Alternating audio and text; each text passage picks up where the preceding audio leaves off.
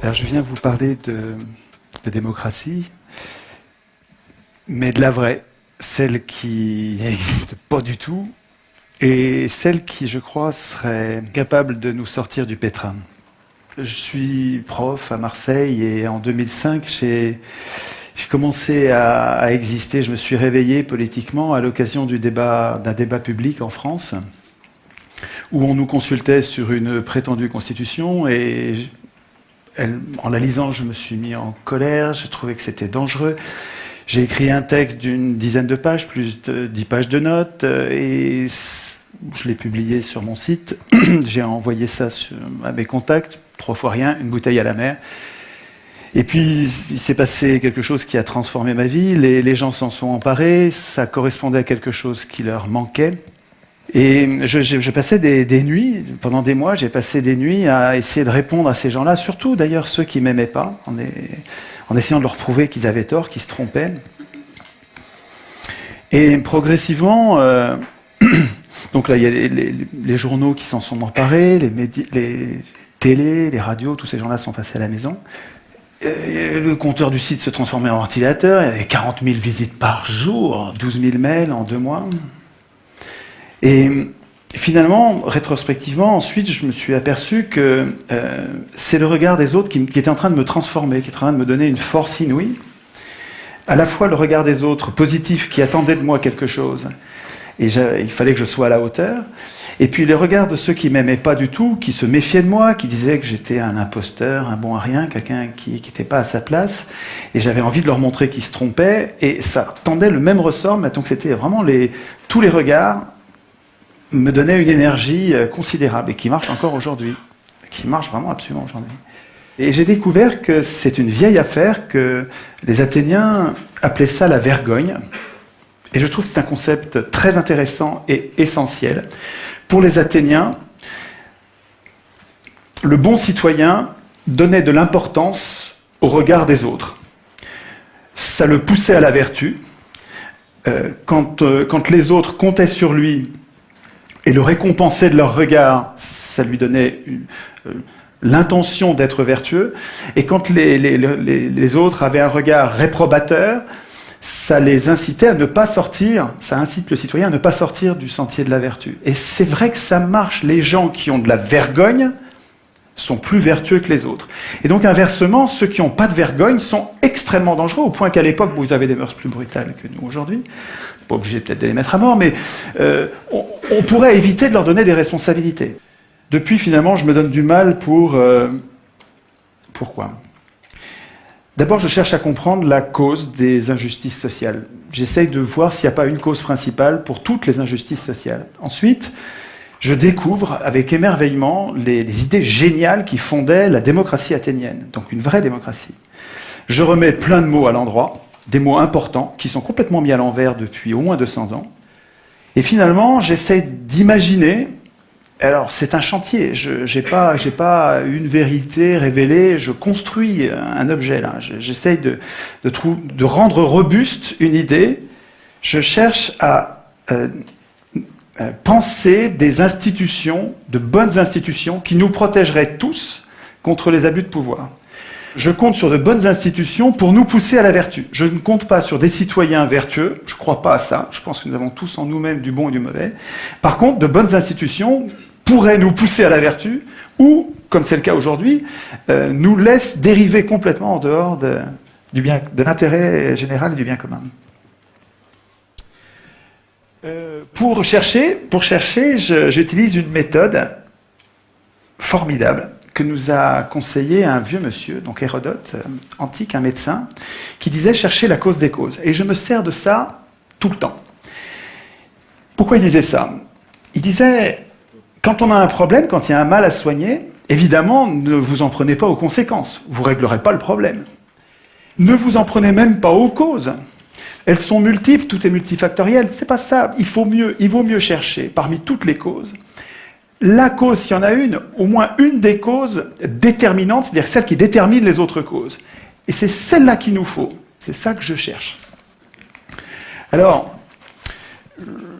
je partage avec tous les copains résistants, je rencontre, depuis que je fais de la politique, je rencontre plein de gens qui résistent depuis toujours, et je partage avec eux, évidemment, toutes ces luttes, et j'ai fait un schéma pour vous montrer la variété des sujets sur lesquels les gens résistent. Et donc j'ai fait ça sous forme d'arbre, et l'arbre montre, enfin, ça permet de montrer que je m'étonne que tous ces résistants s'en prennent à des choses importantes, mais qui ne sont que des conséquences. Et je trouve que personne n'essaye de comprendre la cause de tout ça, et il me semble que j'ai trouvé, alors je me trompe peut-être, mais j'ai l'impression d'avoir trouvé une cause commune à toutes ces impuissances, et à toutes ces injustices. Donc je pars des conséquences, les injustices sociales, j'essaye de comprendre d'où elles viennent. Il me semble qu'elles viennent de l'absence de contrôle des pouvoirs qui produisent une impuissance populaire, et je pense que s'il y a des injustices sociales, c'est parce que les gens bien, les gens normaux, n'ont pas le pouvoir de résister. Tous ces gens qui résistent et que je connais, tous ces militants, ils résistent, ils passent toute leur vie à se bagarrer, ils ne changent rien. Comment ça se fait? Parce que leur impuissance politique leur interdit d'agir. Mais d'où elle vient, cette impuissance politique? Pour ce que j'en analyse, je pense que cette impuissance politique vient de la Constitution, du texte qui fait que les élus ne sont pas révocables, ils n'ont pas de compte à rendre, on ne peut pas choisir nos candidats, on n'a pas de référendum d'initiative populaire, de notre initiative, nous ne pouvons décider de rien. La monnaie, on la laisse privatiser parce que dans la Constitution, il n'y a rien pour obliger au fait qu'elle soit publique, etc., etc. Je n'ai pas le temps de développer, mais dans la Constitution, toutes nos impuissances sont programmées. Ça ne vient pas du ciel, c'est écrit quelque part. Alors, j'essaye toujours de comprendre quelle est la cause des causes, quelle est la cause de cette cause. Qu'est-ce qui fait que, partout dans le monde, toutes les constitutions programment l'impuissance des peuples? C'est pas un complot, ça peut pas être un complot, pas tout le temps et dans tous les pays. C'est pas ça, c'est autre chose. C'est un processus universel qui doit avoir une cause universelle. Et il me semble que ce qui fait que toutes ces constitutions sont mauvaises, qu'elles programment l'impuissance des gens au lieu de programmer notre puissance et au lieu de nous garantir contre les abus de pouvoir, elles programment notre impuissance. Je pense que c'est parce que ceux qui écrivent la Constitution, les auteurs constituants, ceux qui écrivent la Constitution ont un intérêt personnel à pas écrire de bonnes constitutions, à pas écrire notre puissance. Et ils sont jugés partis, ce sont des professionnels de la politique. Et cette cause-là, là on est proche de la cause des causes, c'est pas leur faute, c'est pas eux qui sont des pourris, c'est nous qui les laissons écrire. Pour comprendre l'importance de cette erreur, il faut que je rappelle qu'est-ce que c'est qu'une constitution. Les peuples, nous, depuis longtemps, depuis 2500 ans, avons besoin de mettre au-dessus de nous des représentants pour produire et appliquer un droit écrit qui nous protège contre l'arbitraire des plus forts. Donc ces gens-là sont très utiles, évidemment. Ils produisent un droit dont nous avons besoin pour pacifier notre société. Mais en même temps, ils sont très dangereux. C'est-à-dire que si jamais ils se mettent à abuser, s'ils se mettent à servir les intérêts d'une caste au lieu de servir l'intérêt général, ou s'ils se mettent à abuser du pouvoir en devenant fous, puisque le pouvoir les rend fous systématiquement. Oui, ça fait 2500 ans qu'on sait ça, quoi. Hein. Le pouvoir rend fou, tous les pouvoirs ont une tendance à abuser. Toujours. Montesquieu. C'est comme une loi physique implacable. Et il y a une idée géniale pour nous protéger de ça, c'est la Constitution. Alors la Constitution, qu'est-ce que c'est? C'est un texte qui est au-dessus des pouvoirs et qui ne sert pas du tout à organiser les pouvoirs. Les pouvoirs n'ont pas besoin de nous pour s'organiser, pas du tout. La Constitution, tous les citoyens devraient savoir ça. La Constitution, ça sert à affaiblir les pouvoirs. Ça sert à inquiéter les pouvoirs pour nous protéger, nous protéger, contre les abus de pouvoir. Mais attendez, si les représentants doivent craindre la Constitution, il ne faut pas qu'ils l'écrivent eux-mêmes. Sinon, s'ils l'écrivent eux-mêmes, ils vont programmer leur puissance et notre impuissance. Enfin, un enfant comprend ça.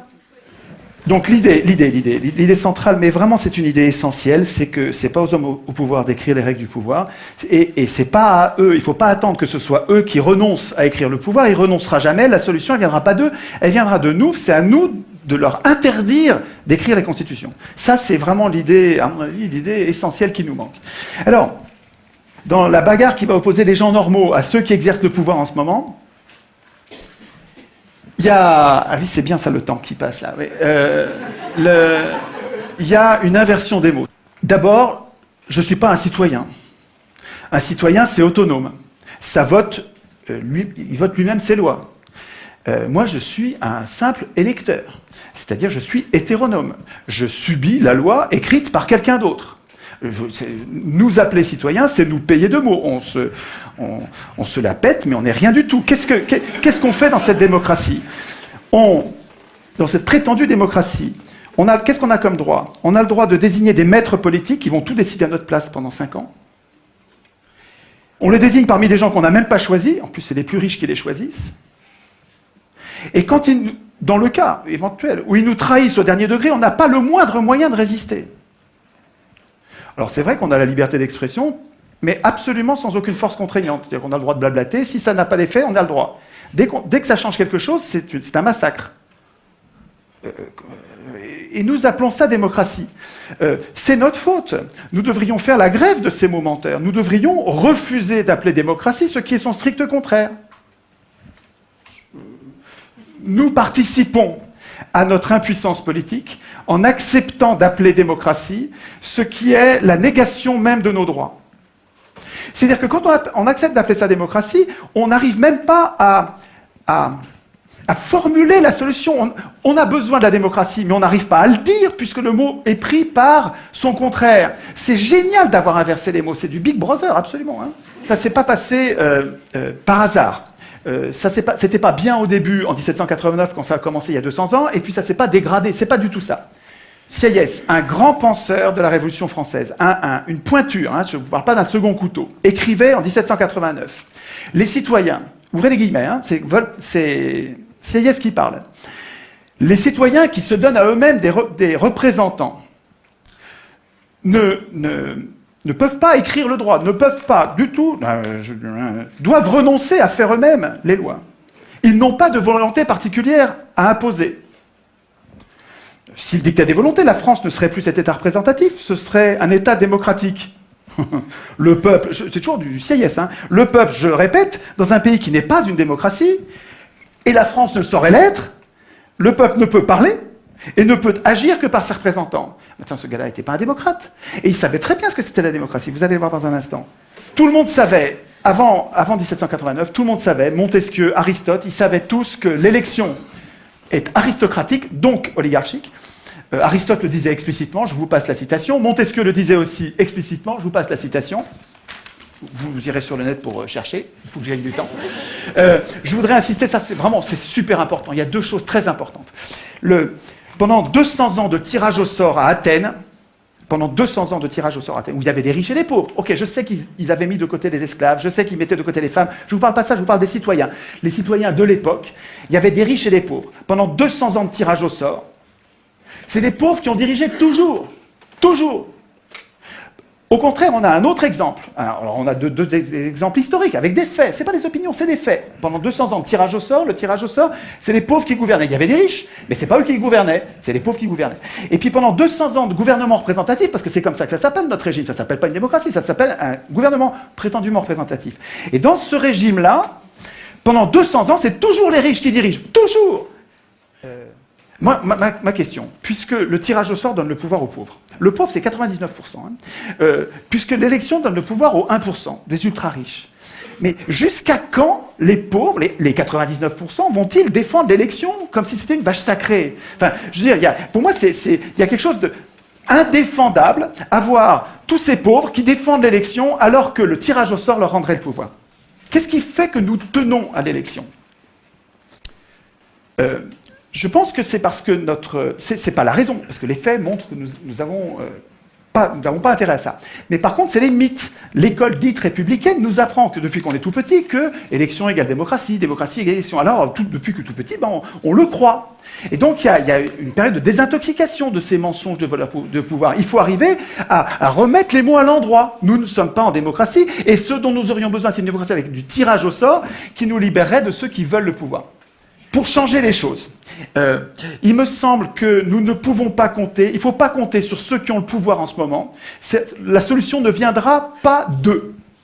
La solution, elle viendra des gens normaux, des gens simples, des gens qui ne veulent pas de pouvoir. Et là, il faut que vous connaissiez cette pensée d'Alain, qui est un penseur formidable, à connaître absolument, qui disait « Le trait le plus visible de l'homme juste est de ne point vouloir du tout gouverner les autres, et de se gouverner seulement lui-même.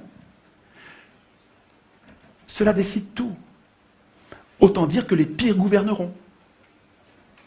Si les gens bons ne veulent pas gouverner, et qu'on donne le pouvoir, comme dans le gouvernement représentatif, à ceux qui le veulent, les pires gouverneront. Ce piège qui est désespérant d'Alain, Alain, il a raison quand il dit ça, il a raison dans le gouvernement représentatif.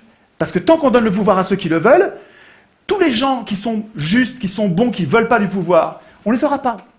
Alors que on peut sortir de ce piège de cette tenaille, je pense, avec une vraie démocratie.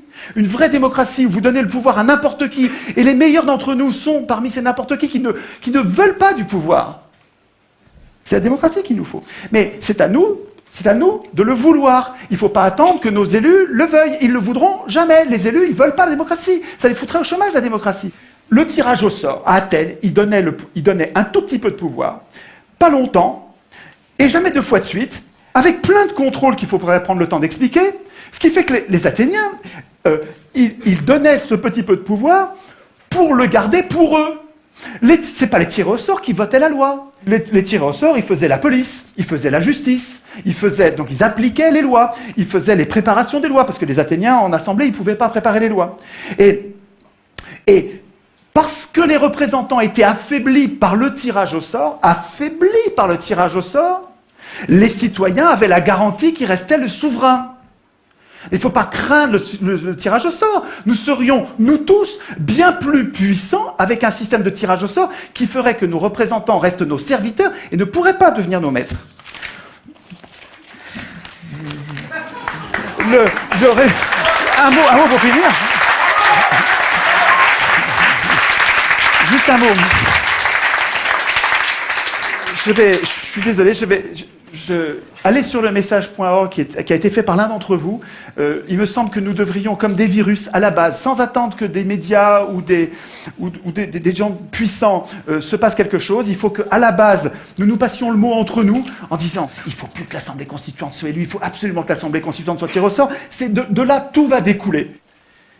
Je pense que cette idée est valable pour toute la Terre. Je vous remercie de votre attention.